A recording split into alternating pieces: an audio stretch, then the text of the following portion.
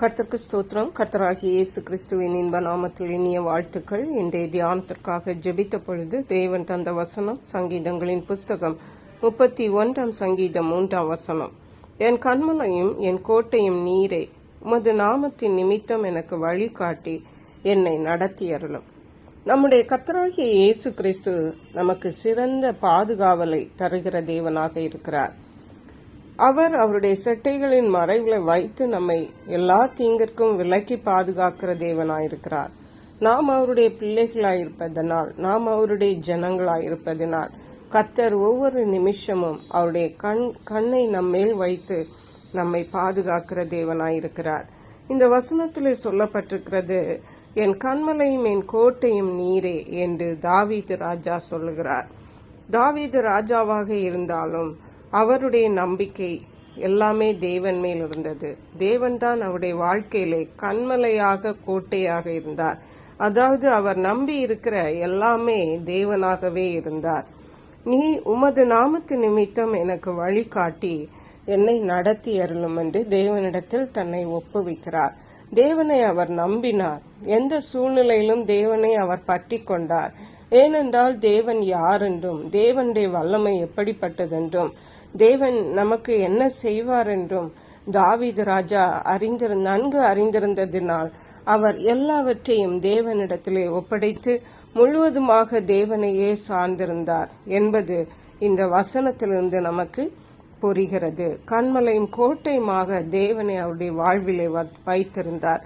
முந்தின வசனங்களில் பார்க்கும் பொழுது, கர்த்தாவே உம்மை நம்பி இருக்கிறேன், நான் ஒரு காலம் வெட்கமடையாதபடி செய்யும். உமது நீதி நிமித்தம் என்னை விடுவியும். உமது செவியை எனக்கு சாய்த்து சீக்கிரமாய் என்னை தப்புவியும். நீர் எனக்கு பலத்த துருகமும் எனக்கு அடைக்கலமான அரணுமாயிரும். ஹல்லேலூயா. அருமையான கர்த்தருடைய பிள்ளைகளே, இன்றைக்கு நம்முடைய வாழ்க்கையிலே நமக்கு தேவன் பலத்த துருகமாய், கோட்டையாய், அரணாய் இருக்கிறார் என்பதை நாம் ஒருபோதும் மறந்து போகக்கூடாது. நாம் சூழ்நிலைகளை பார்த்தோ மற்றவர்களை பார்த்தோ நாம் பயப்பட தேவையில்லை. நம்மை படைத்த தேவன் நமக்கு எல்லாவற்றுக்கும் எல்லாமானவராய் இருக்கிறார்.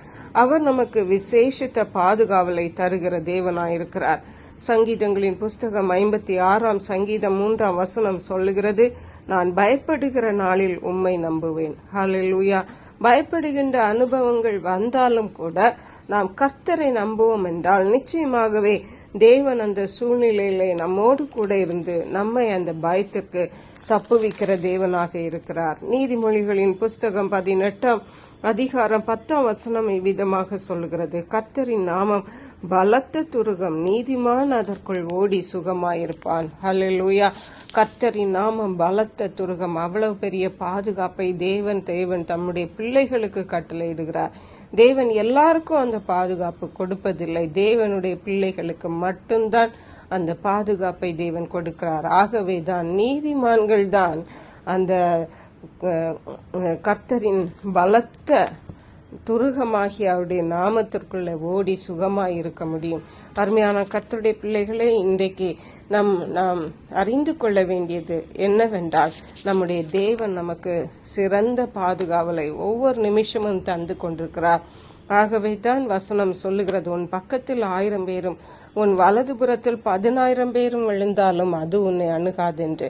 ஏனென்றால் நாம் தேவனுடைய பிள்ளைகள். தேவன் நமக்கு அடைக்கலமாய், துருகமாய், கோட்டையாய், அரணாய் இருக்கிறார். கர்த்தர் இந்த வார்த்தைகளை ஆசீர்வதிப்பாராக. ஜெபிப்போம்.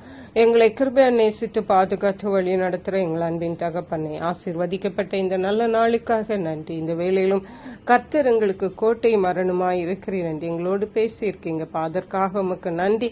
கர்த்தர் எங்களுக்கு தருகிற ஒவ்வொரு நிமிஷமும் தருகிற பாதுகாவலுக்காக கோடான் கோடி ஸ்தோத்திரங்களை செலுத்துகிறோம். நன்றி பரிசுத்த ஆவியானவரே. துதிகன மகிமை மக்கை செலுத்துகிறோம். இயேசு கிறிஸ்துவின் இன்ப நாமத்தில் ஜெபிக்கிறோம் எங்கள் அன்புள்ள பரமபிதாவே, ஆமே. இயேசு கிறிஸ்துவின் சுவிசேஷம் ஒவ்வொருவரையும் சென்றடையும்படியாக இந்த செய்தியை உங்கள் நண்பர்களுக்கு அனுப்பி வைக்குமாறு தாழ்மையுடன் கேட்டுக்கொள்ளுகிறேன். கர்த்தர் தாமே உங்கள் அனைவரையும் அபரிதமாய் ஆசீர்வதிப்பாராக.